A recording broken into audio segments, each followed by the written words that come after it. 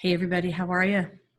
Bonnie Bonadeo here with the Beauty Agent Network, and we are getting ready to go live right now on Facebook with Hairdressers Advice. And there are friends and a group of hairdressers, over 100,000 hairdressers on this site, all hoping to be able to learn and grow and access all the skills and expertise that we have, which is what the Beauty Agent Network is all about. It's really housing a lot of amazing talent in our industry as educators and speakers, from business to every application in between of what our industry is about, to be able to help you be more successful and more confident in what you're doing as a hairstylist. So thanks for joining us. We are live right now, and my guest today is Jay Wiliams, and he's from Jay Wiliams Co. And he's, what I like about Jay is that we have a lot of things in common. We're both in the beauty industry, but we don't do hair. We're both in the beauty industry, and we understand the opportunity to be able to do soft skill training to be able to make a more powerful individual so that you can be successful. And we're going to chat with Jay about what he offers, how he does it. But first, and I think most important, Jay, if you'll just give me a minute, because it just bounced me back off of Facebook here. I'm going to go back on because I want to wait until we're live for you to be able to share your story with us. So hang on, guys, 2 seconds.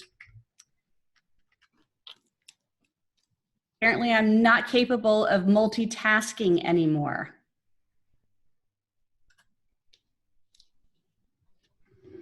Let's try this. Do you know the Jeopardy sound?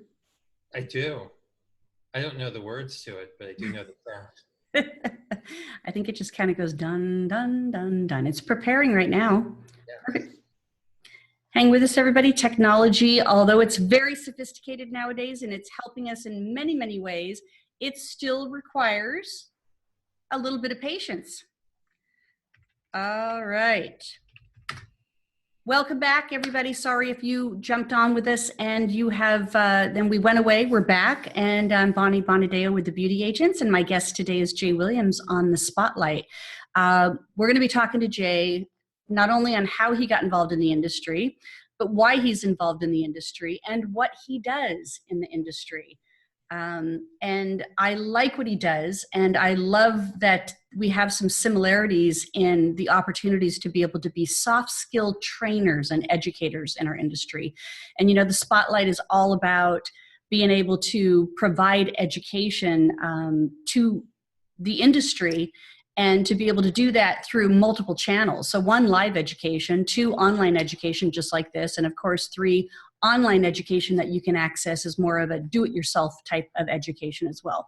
So if you are interested in being an educator, you have some online programs that you want to be able to share on a network, we're going to be able to share with you at the end of this show a little bit more about that. And we're going to try this again one more time. Jay, stay with me here.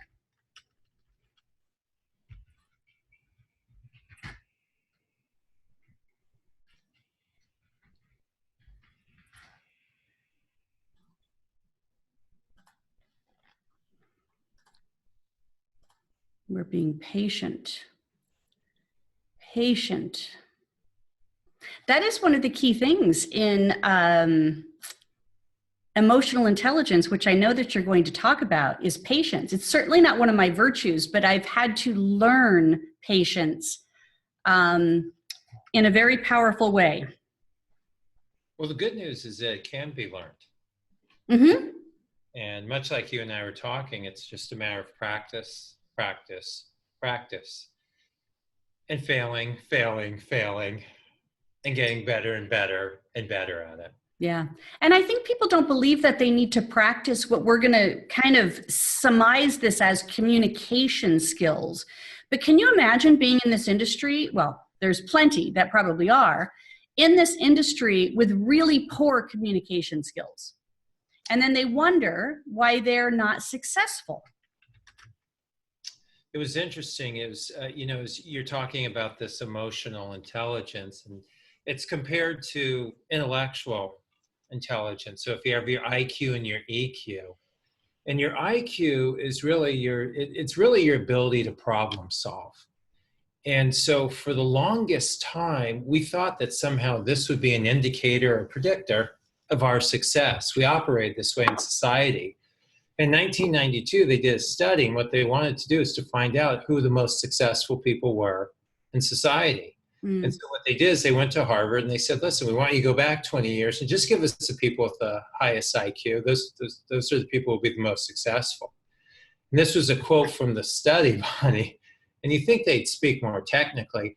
They said they were not the most successful people. It threw a monkey wrench in everything because our society was built off of that premise that the higher your IQ was, somehow this would be an indicator or predictor of your success. And they stumbled across this new type of intelligence, which is this emotional intelligence that you spoke about. And emotional intelligence is simply defined this way. It's your ability to identify and understand an emotion. So if I stopped right there, just take in that, an emotion in yourself and others, and then simply adjust your behavior accordingly. So when you talk about patience, the emotional intelligence comes in when you realize that you're stressed and maybe you're becoming impatient. But that's not emotional intelligence. It's entirety to identify it and to maybe understand it's a technology cause. The emotional intelligence comes in when you adjust your behavior like you did. So you smile, you engage me in conversation, and that's a sign of emotional intelligence. Instead of saying this. Yes, and have it figure out. Yeah. So I mean, listen, I can tell you that, and I want to hear your story. I want to hear how you got involved with us and everything else here shortly. But I can tell you that emotional intelligence saved my life.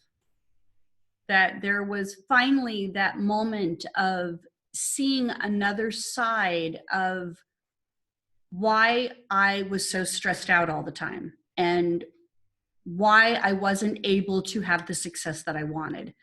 And it wasn't that I wasn't having success. It was the success I wanted. So I was having success in ways that was exerting an enormous amount of energy. And it caught up to me. And I think it does with everybody at some point. So we are going to definitely, hey guys, hi, how are you? Thank you for joining us. We are actually live. Hi, Jesse. Thank you for joining us. We had a couple times where we were trying to get on and it put us off, and we're back on now. So my guest is Jay Wiliams, and he's with Jay Wiliams Company, and he is a speaker, coach, emotional intelligence guru, and he's done a lot for the beauty industry. And Jay, this is where I'm going to have you go right into who are you and why beauty?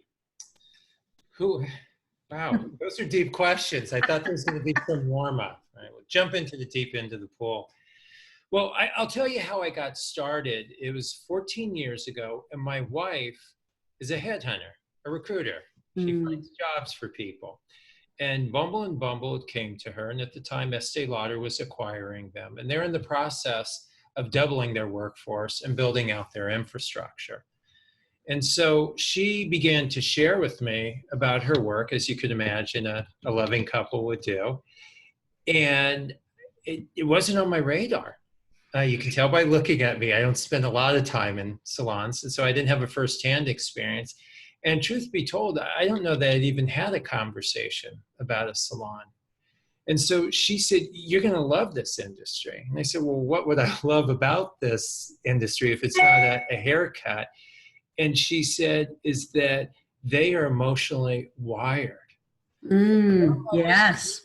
Was that I was working with companies that they were dead on arrival. I don't know if I killed them or they're dead before, but emotionally they were disconnected. And studies have shown is that when we emotionally disconnect, is that we lose this discretionary performance that we have. And so companies will have people's mental, physical, financial commitment, but they won't have their emotional commitment. And this emotional commitment is the ultimate trigger for discretionary performance. Right. So, and buying behaviors as well. There's a direct correlation because what I always ask this question, what business are you in, regardless of the industry? And some people it's technology, and for some people it might be pharmaceutical. And in our space, people say, well, I'm in the hair, I'm in the beauty business. We're in the people business. And there will be a direct correlation between how well you know people and how successful you are in our industry. Yeah. And that's where I fell in love instantly, because we're companies outside our industry, we got to spend a day, day and a half talking about your emotions and how to leverage that. And that's a point of difference. In the beauty industry, they got it right away.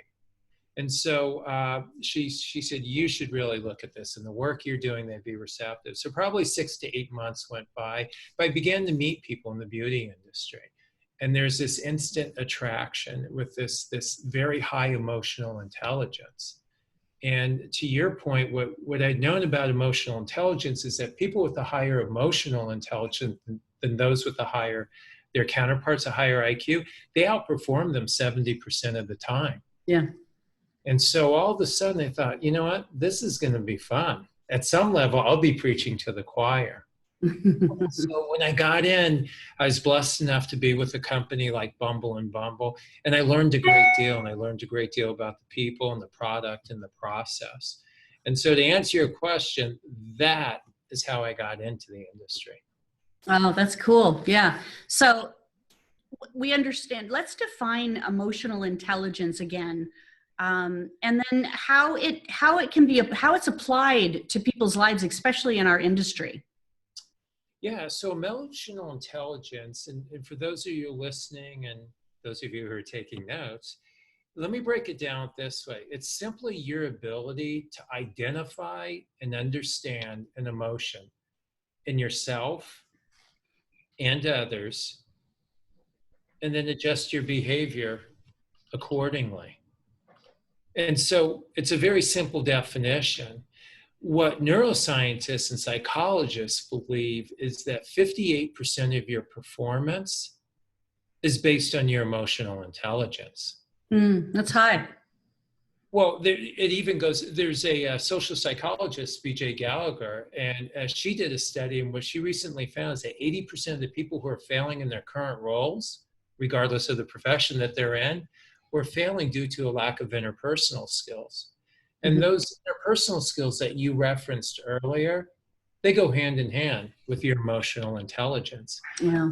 And do you see that, I mean, and this is such a great topic. Do you see emotional intelligence becoming more discreet? In other words, with the more technology we're using, the less connected we are. And then our ability to be able to choose the right behavior or reaction to things. Yeah, what's happening is, if you look at the rate, look at what we're doing now. I don't know how long you've been in the industry. I've only been in 14 years. This was not occurring 14 years ago. Our ability to communicate with people, our skills, has really paled in comparison to what's gone on with technology. Yet we still realize in our business, because we have the product, we have the process, and the people, that the people are always the wild card. And what studies are continuing to show and to validate is that the people with the highest emotional intelligence in society are the most successful people. Here's what I quickly realized, and I think the people listening will get. Your technical skills will only take you so far. And it's no disrespect to anybody who's listening, but your cutting and color ability to color hair and to style, it only takes you so far. And at some points it could be subjective. For those of you who are listening, how many times have you done maybe your best work ever? And you're looking at Salon Today magazine, this should be maybe on Time magazine, right? This is my best work ever. And the client goes, I'm just not happy. I don't like it. And then sometimes you've done work and you go, oh my God, if I can just get through this, I swear to God, get me through this, I'll retire after, because you think it's horrible. And the client looks at you and go, oh my God, I love this. This is adorable. And so what you see is some of the technical skills that we have when it falls on the IQ side become very subjective. Mm-hmm. Studies have shown with the emotional intelligence, and Maya Angelou said it best, people may not remember who you are and what you do, but and I'm paraphrasing, but they'll remember the way that you make them feel. Yeah, yeah.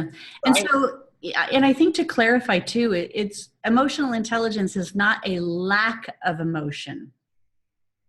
It's No. utilizing emotion. I love that you said that. I was working with a group, and the person said, "Would you say you're emotional? You're an emotional person?" And I said, "I would not.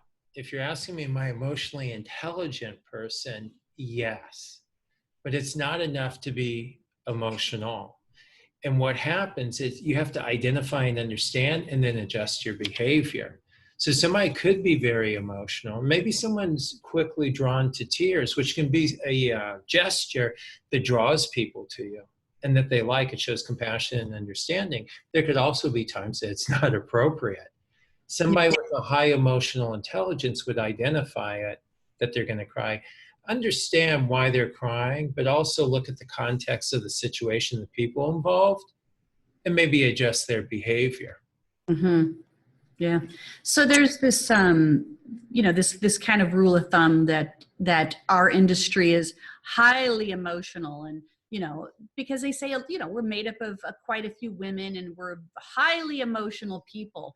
But it's also what makes this industry so great is that we have this high level of energy, and emotions go on from a full range. There's happy and sad and mad and glad and joyful and sad, and all of that. So that's encompassing all emotions. And I think people in this industry, those emotions, they go through those range of emotions all day long with their clients, with their workload, with their own sometimes lack of confidence and insecurities in what they're doing, or confidence in what they're doing. Yeah, by nature, industries like ours, nursing, teaching, childcare, they draw people who are empaths. So they're Mm-hmm. empathetic versus being sympathetic. And so, I always tell this story just to differentiate. So we have a common definition here. Is a good friend of mine called me one day, and inadvertently his dogs had died on his watch. And so we talked for a long time, and he was in tears. Wasn't an emotional guy, but I spent the time on the phone that I would with him, and told him, "Listen, I'm always here for you. If you need to chat, please do so." I got off the phone, told my wife the story, and she's just tearing uncontrollably, crying. And she said, "That's horrible." I said, "Yeah, it's terrible." She said, "You got to get out to see him." And so I'm in Philadelphia, and he's in Arizona. And I said, I will. In 2 or 3 weeks, maybe I can. She said, "No, it's like a member of the family. You need Yeah. to be out there tomorrow morning."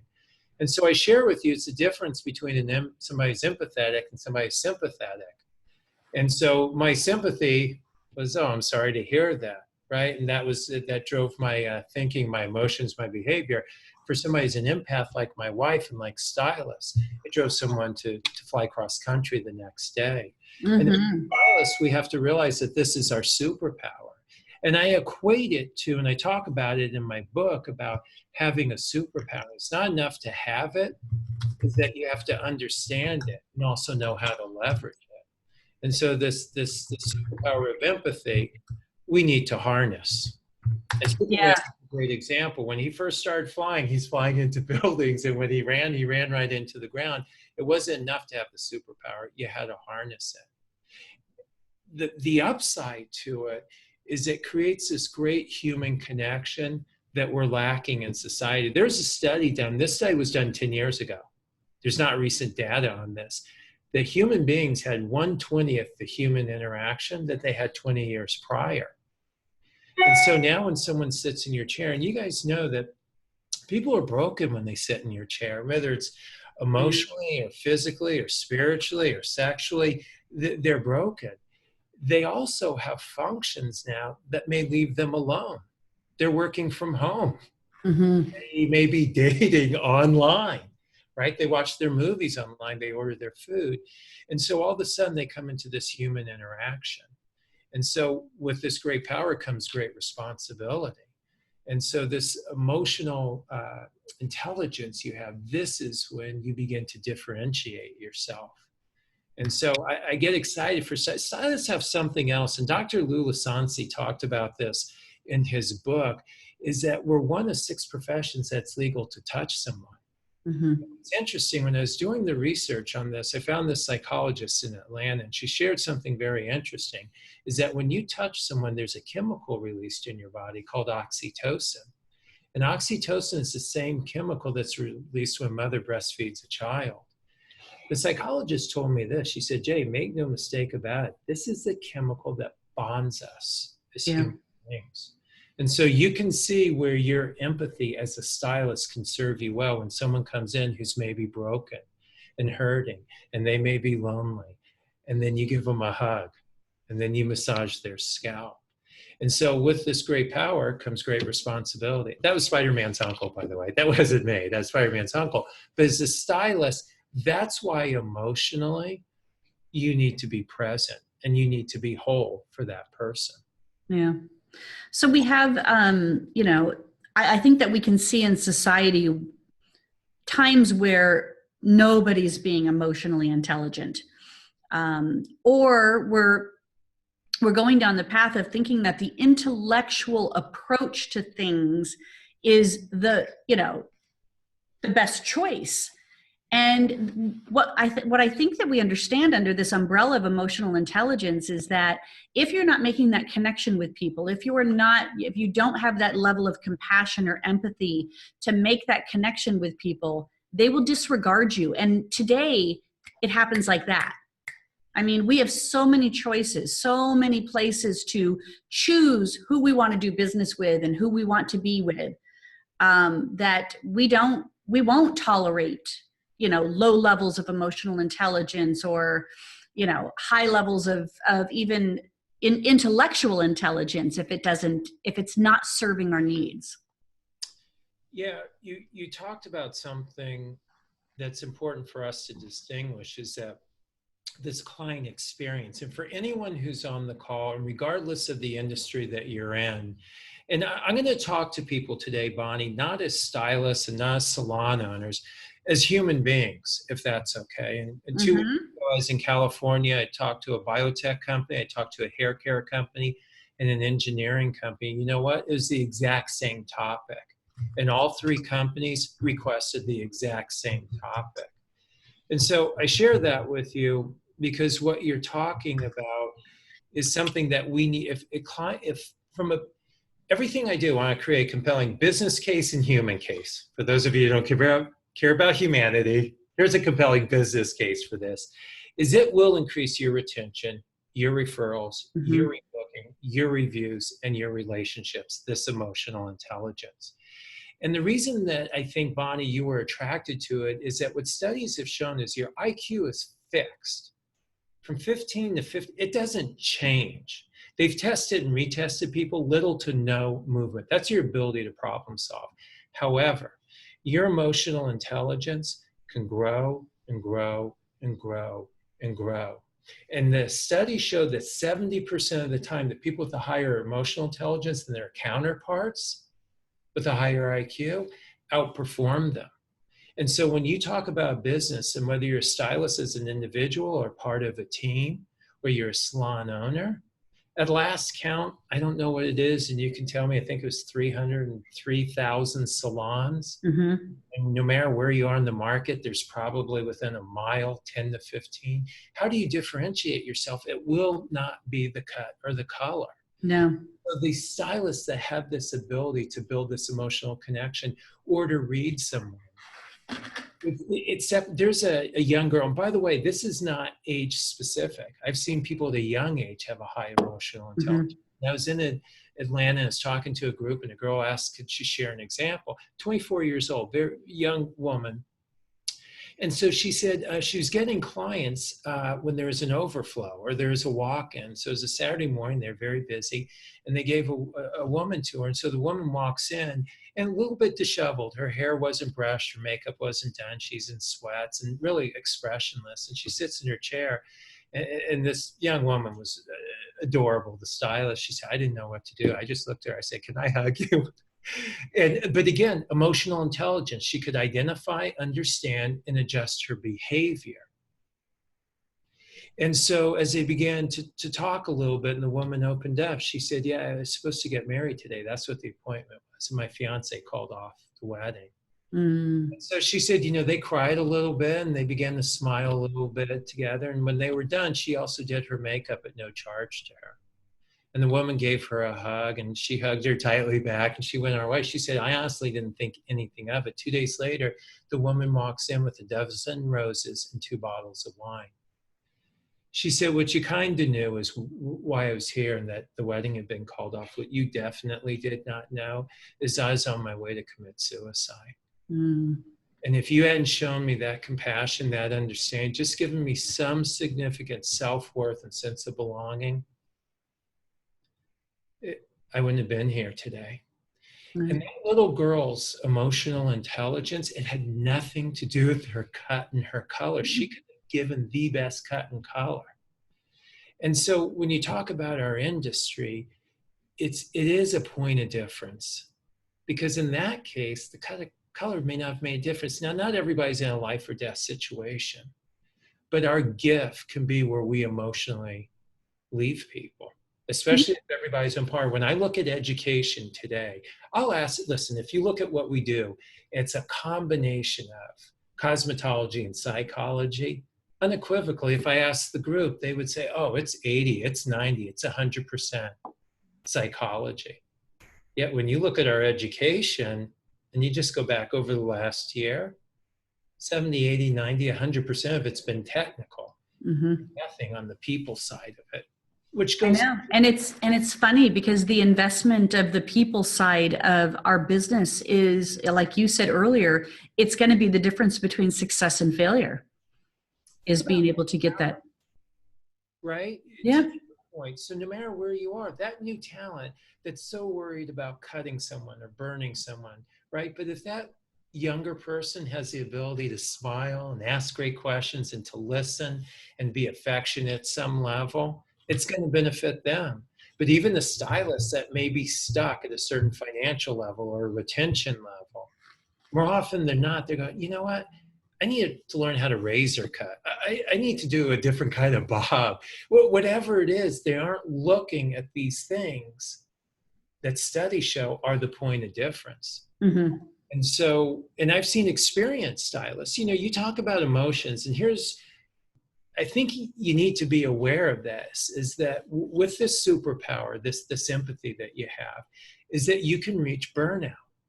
Mm-hmm. And it's interesting if you're listening, because as an owner, you can be a burnt out. And as a manager and as a stylist and as new talent, you can be burnt out. And you can do it personally and professionally. And burnout, I define as when there's not an emotional return on your physical investment. Yeah, that's true. Yeah, you better figure out what you need to get an emotional return. That's emotional intelligence. Yeah. Stylists who realize when, they have the client who comes in who hates everything. They hate their job, right? They hate their dog. They hate their spouse. They hate their religion. And here it comes. And that's your first one. And so they drain you a little bit. Now the next person comes in. Maybe they drain you a little bit. But you could see as a stylist, at the end of the day, you go home and you go, I got to take a shower. I need a glass of wine. Or whatever. Wash it off and wash it down. Yeah, but if you have the ability to identify that early on with the first person, say, you know what, this is bringing me down. They're talking about all the negatives. And you say, listen, I'm identifying, they're bringing me down. What can I do to adjust my, let me ask them a question. The question you ask them, because they're always negative, when they come in, you go, listen, I haven't seen you in a month. Tell me the best thing that's happened to you since I've seen you last time. Right. That's how you can make that impact. Yes. And people that have a high emotional intelligence, they begin to heavily weight the outcome in their favor of every human interaction. They know how their day is going to go because they know how to control the emotions of themselves and others. They choose it. In a positive way. Yeah, they absolutely choose it. And I know that, hairdresser's advice here, the where we're going live from, there's a lot of conversations going on all day long and stylists jumping on and saying, hey, I don't know how to deal with this, or I don't know how to deal with that, or this is what this client did.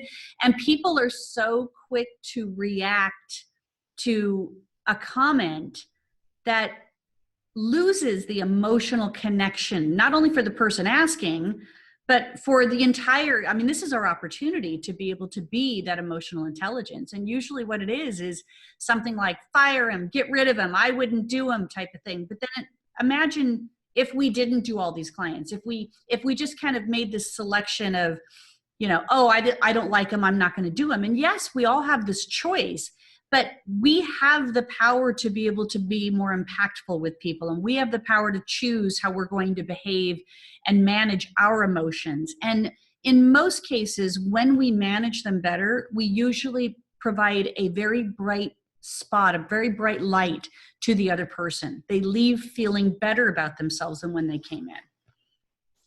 Well, what you just ended with is what I believe is that I want to leave people in a better place than I found them. Mm-hmm. And I believe that most stylists do as well. So if you have clarity on your starting point, and your starting point in this case is really your ending point, I'm sorry, is that thinking will drive a different emotion, which will drive a different behavior. You said something that made me smile. We have a friend in common, Howard Hayfitz. And so you know his son, Josh. And Josh and I are business partners, as are Howard in a company. But Josh said this to me once. He said, you know what, Jay? If we're only in business with people we liked, we wouldn't be in business. You wouldn't be in business, exactly.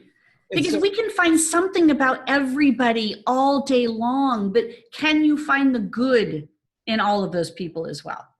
You can, and I'm going to show you how, and I'm glad that you asked that question, is that the question you just said is we can find the bad in anyone at any given point in time, is because direction determines destination, and where you look is where you go, and we look at the negative.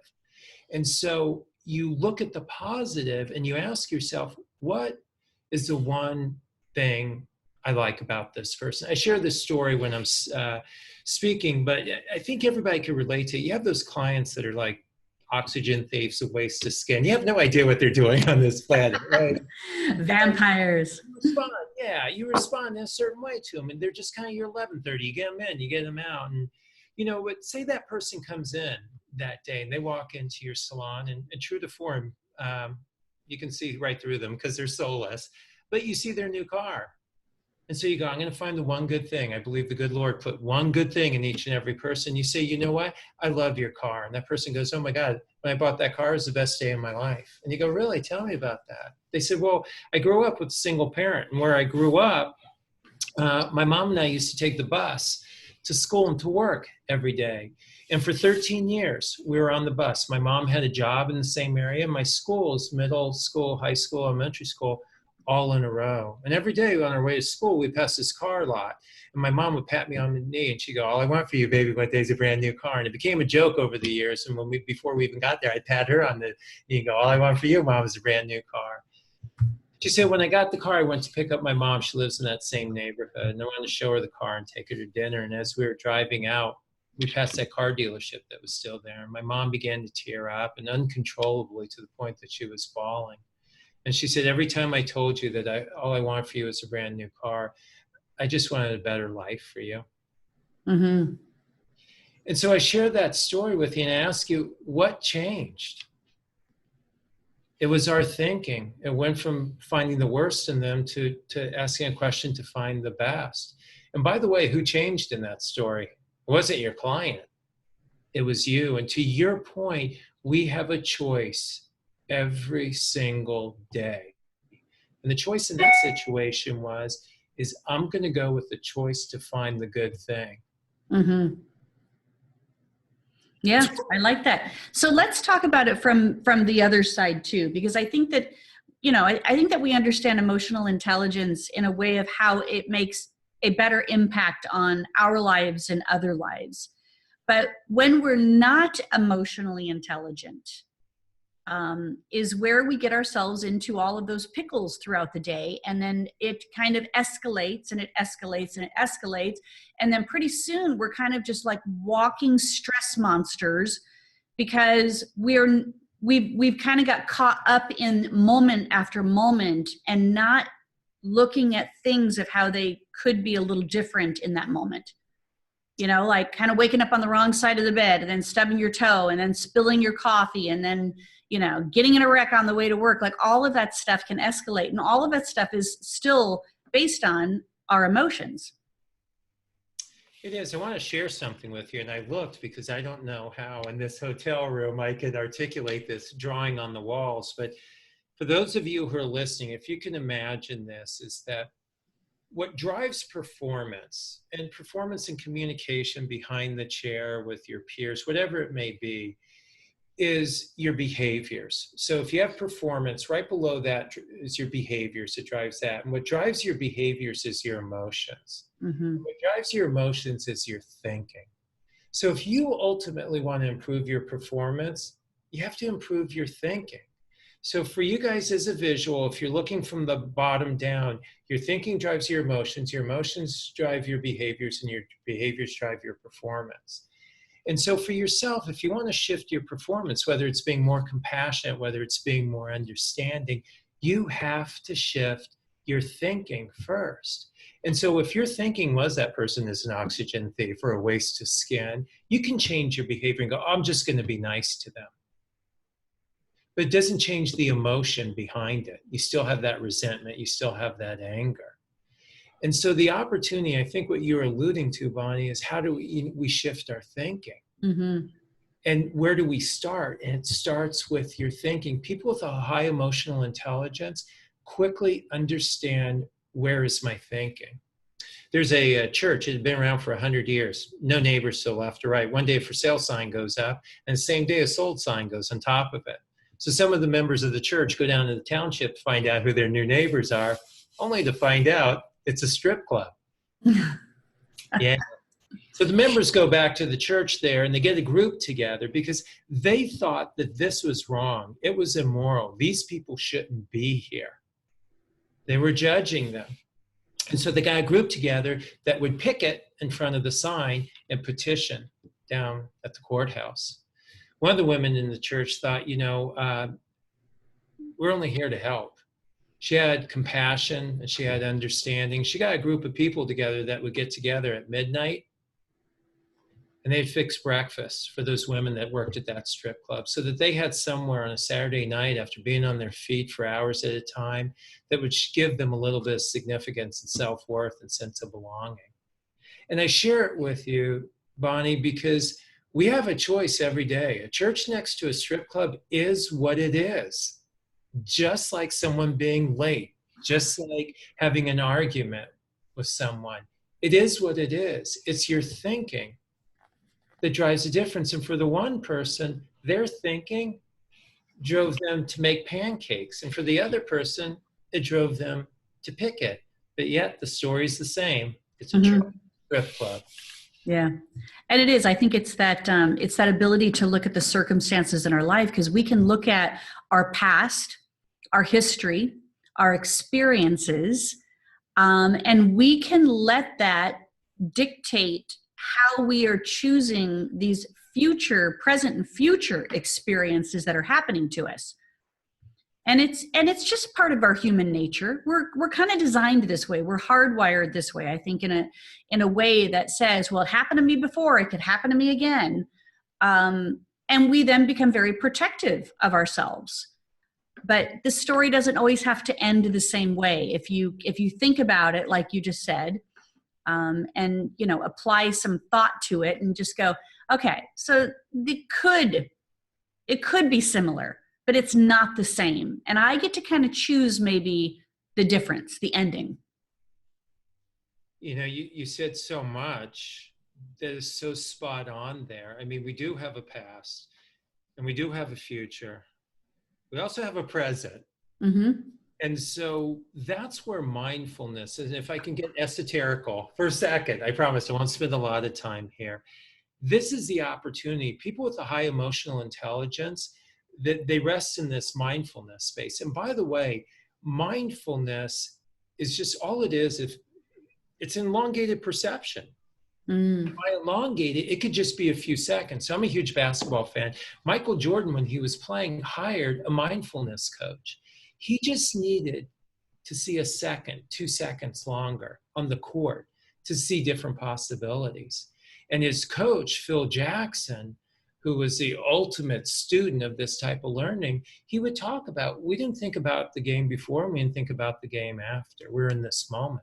And as stylists, as human beings, we need to be in the moment. Now, one of the things that you said that's very interesting is that if you can identify your emotion, whether it's good or bad, studies have shown you're 80% more likely to do something about it. So let me take you out of the past, let me take you out of the future, let me just bring you into the moment, and you'll just ask yourself, what am I feeling? If you say I'm feeling frustrated, I'm feeling upset, I'm feeling misunderstood, studies have shown you're 80% more likely to do something about it. The disconnect happens when we're not in the moment and won't at least identify. People with a high emotional intelligence, they know how, they go, let me just get in the moment. Let me understand my emotion and let me go from there.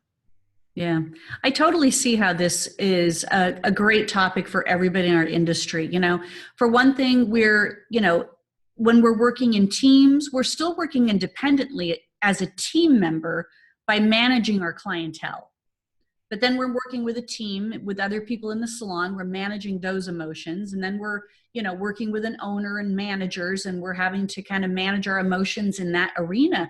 There's a lot going on when you are providing a service in a general environment.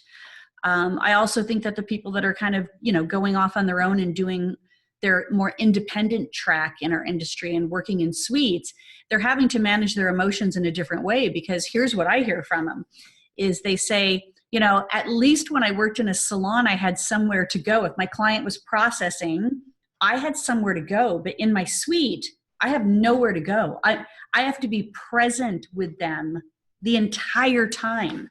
And that's all day long with all my clients. There's nowhere to pass them off to. There's no other conversations going on. And I think that they're experiencing a different level of emotional constraint or emotional overwhelm in regards to making that transition from being in a very fast-paced salon environment to then an independent, very personal suite environment. And it's an emotional exchange. Well, there's some people who are listening who would like me to say, and that is why you should be in the commissioned salon. Here's what I would say is that you bring up a great scenario. The skill set is the exact same in both situations. Mm-hmm. So you're in a thriving, bumping salon, or you're one-on-one in a suite, you still have the ability to heavily weight the outcome in your favor. So let me just give you a life hack for those of you who are listening. Well, how do you do it? Is that you have to ask where you look is where you go. I don't know if anybody's ever taken ski lessons before. I haven't. I'm just relaying a story to you. But what I was told is in ski lessons is the reason people bump into trees and the reason they go off the path is that's where they're looking. Where you look is where you go. And so whether you're alone in a suite or in a salon, where you look is where you go. I always want to find the positive in things and in a person. And if you guys think it's tough being a stylist and working with clients all day long, you should try going from salon to salon and working with stylists. But I love it. I have a choice. I can go, oh, it drains me. And I know what I'm going to be up against, not as stylists, but as human beings. I heavily weight the outcome in my favor. And if people say, listen, Jay, my people never listen to me and the numbers are down, we can't sell retail, we're losing clients, and someone opened up a salon across the way, I still have to manage my emotions as well. And all that could bring me down. I could think, you know what? I just realized where my thinking goes is I'm not going to be able to help this person. Mm-hmm. And so my emotions are, I have sympathy, but my behavior is probably to walk out. Or tell them, shut your doors, give up. Yes, I do think that, yes. But I never say that. So that's a choice, right?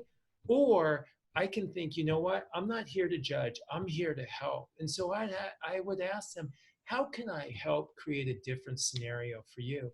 Or I'll ask them, it sounds like you're going through some challenges. I'll acknowledge that. I won't validate it. Another conversation. Mm-hmm. I'll explain the difference. I'll acknowledge it, but I'll ask them, what gets you through? And I've heard people go, oh my God, I love my staff. Or, you know what, I have this supportive husband. Or, you know what, my faith. Or I have this one Chardonnay from, 1900s, early 1900s, whatever it is. But the point is I know how to redirect their thinking. But what I'm doing is I'm also managing my energy. Right. Imagine a client does that. Imagine an employee is that, you know what, I don't know how to get new clients and I don't know how to increase my retention. I'd ask them, I'd tell them, what is it that you do really well? You shared with me where you'd like to improve. What is it that you do really, really well? And they said, well, I can cut like no one's business. I don't think anyone colors as well as me. I go, oh, tell me a little bit more about that.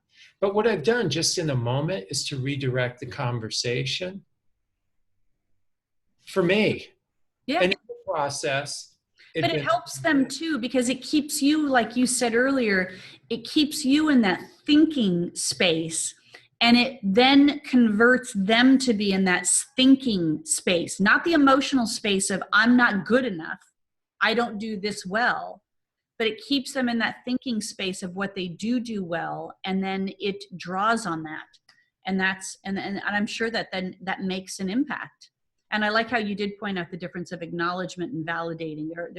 Those are two very distinction there. We don't acknowledge people enough today. We kind of just write them off very quickly, or we're in the business to speak and not in the business to listen, or have an opinion and maybe not have understanding. And acknowledgement is what I feel is constantly a missing in day-to-day conversations and interactions that I see happening with our society. Can I go off on a small tangent? Yeah, please do. Let's ask permission for that. Is that what you said about this acknowledgement? The difference, if I can give an example, and we've all had it, where somebody comes into the salon, they said, you know what, this is not the red I wanted. This is the worst service I've ever gotten. That person should be fired. Some version of that, right? And so what we do is that we defend and explain because we can't validate it, right? And so what happens is acknowledgement is just simply saying, listen, it sounds like we fell short of your expectations. Validation is we did the wrong red. And human beings, we can't do that. If we're not wrong, we don't want to say we're wrong. So acknowledgement is not validating. I'm just acknowledging that fell short of your expectations. Yeah. It sounds like you had something different. Or that they've been heard. Yes, and that's what I want to get to. Acknowledgement shows respect. And if I could just for a moment go off on a tangent, this is what's missing in society today at the highest levels, is that you don't have to agree with someone to respect them. And so I may not agree with your political choices. I may not believe in your spiritual beliefs. I may not believe in your sexual preference. I can still respect them. And so this acknowledgement goes on hand in hand, because acknowledgement does not require agreement or buy-in. And people with emotional intelligence know how to differentiate, because I can't tell you you're right. Remember when you're a little kid, or you've seen little kids, you go, say you're sorry. And what do? No, say you're sorry. No, because intuitively they don't feel as though they're wrong. Yeah. Same thing as adults. And you'd mentioned something before. So let me stop with that point. And you mentioned about our emotions, and that I want to share with people who are listening is that decisions require your rational brain. And there's also rational decisions that require an emotional component to it. So you think about when there's a massive layoff in a big company, right? Somebody who's a paper pusher, for lack of better terms, they may make a rational decision, but they need that emotion to work with the people and know what that means to those people. Now, there's some people who might be working too close with those people, and it's all about emotions, that they're going to lose their job, they're going to lose their house, they have 2 young kids, they have a kid going off to college, that misses the rational part. So if you're listening, there's rational decisions that require an emotional brain, and there's emotional decisions that require the rational brain. And you guys can see as we're talking where this emotional intelligence can serve you so well over and over again throughout your day, throughout your week, with your friends, with your family, with your spouse. Yeah. Yeah, that's really good. I sent that off and we got some great listeners here and some good feedback from quite a few people here, and they're liking this conversation. They want to tap back into it again to hear it. So let's talk about then how you can provide this type of training and this type of service that you're offering, this soft skill, emotional intelligence service to the salons and our industry. So for the people who are listening and you've decided for yourself, either through this conversation or prior to, is that you want to balance the scales between people's technical skills and their communication skills. And Bonnie, I would add to your soft skills, what if we renamed them and we call them the critical skills? Because soft skills imply that you don't necessarily, they are the critical skills. I mean, I think we've all gone somewhere. You ever thought about the time you went to a doctor and technically they were sound, but you just left. I just need to find a new doctor. And it was interesting. I was talking to a group of doctors. They said, this is why we lose clients. It's our emotional intelligence. And I can tell you, I've seen stylists, and I think everybody listening who are technically sound, they should be doing runway work and they should be doing editorial work. And they are, but when they come back to the salon, they're like 53% booked, 40% booked. And then you see people, and we've all met them, that God bless them, you don't know how they get out of bed in the morning and dress themselves and get themselves to work. You love them, and their peers love them, and their clients love them. And all of a sudden, they're having this unparalleled success. And so for you guys is that you're listening is I would divide it into this bucket is that you have your product, and by your product, I don't mean your hair products, but what you do is that we're a salon and we cut hair, we have services there. We have our process, which is one's what you do, the other's how you do it. And then we have our people. And just ask yourself, am I depositing equally? What portion am I depositing in these buckets? Knowing that the people are the wild card these days. Mm-hmm. So if you're interested in that conversation, you can go to jwilliamsco.com is the website. If you want to follow me on Facebook, it's jwilliamsco. If you want to follow me on Instagram, it's jwilliamsco. So on the surface, that could appear very narcissistic, and I realize that. But I just want to tell you, I'm not an expert in social media. If I went to someone who is, they said, why don't you just keep it simple? And so that was the idea behind it. And so I work with manufacturers, I work with executives, I work with salespeople, I work with salon owners, I work with salon managers, I work with stylists. So if you ask what groups do I work with all three groups. To your point, I do keynotes, I do workshops, I do one-on-one work with people. I do sales training for manufacturers and distributors, and then leadership development work as well. And so I share that with you. I've been blessed with a very unique perspective. So I've been in the field as a salesperson. I taught in the Bumble Business School. I've been vice president of a product company, and I don't say it boastfully, but I've been in the seat of the people who are listening. Yeah. And it's given me a unique perspective. I have two partners. We have a product, it's a private label company. I'm not going to even give you the name because that's not the point of it. The point of it is I know what it's like to run a business. And I don't know if this is good or bad. It's a small business. However, it's a lot like your businesses. And I would tell you is that the same challenges you have, I have as well. Yeah. And I hope that answered your question. Yeah, perfect. Thank you. So you can also find Jay on the Beauty Agent Network, and you can click on contact him and it'll go right to him so that he has access to you. So if you have some dates, some programs, some events coming up and you want to be able to book Jay and be able to have more of an emotionally intelligent leadership style and staff, and business, then he's your guy. He's your guy to be able to make that happen for you. Jay, thanks. I enjoyed the conversation. I'm sure everybody else will too. And And just back at all of our listeners here and our viewers that are watching us, if you're an educator and you want an opportunity like this to be spotlighted, you can become a member of the Beauty Agent Network. And it's very easy. It's very simple. And it helps to promote you, showcase you, and validate you for the work that you've done and the work and the contribution that you are doing for others. So come join us, be a part of this, because we believe that education should be the #1 selling product in our industry, especially critical type education that Jay's offering as well. So thanks for joining us. Jay, any signing off? No, I just want to say thank you. I appreciate you trusting me with your audience. So thank you to the audience that's listening. Bonnie, thank you to what you're doing and to developing this vehicle. I think everybody listening to have access to this type of content and resources. And I know I'm a member too, and I listen in, so I appreciate it as well. So thank you very much. You bet. All right, everybody have a good night. We'll see. Hey, listen, next week I've got Candy Shaw coming on board. So it's that same time, same channel, same location here on Hairdresser's Advice at 7 p.m. Eastern Standard Time. We're going to talk to her about how she's built an amazing brand and what that means to her. Thanks for joining us, everybody. Great, Talk guys. to you soon. Thank you.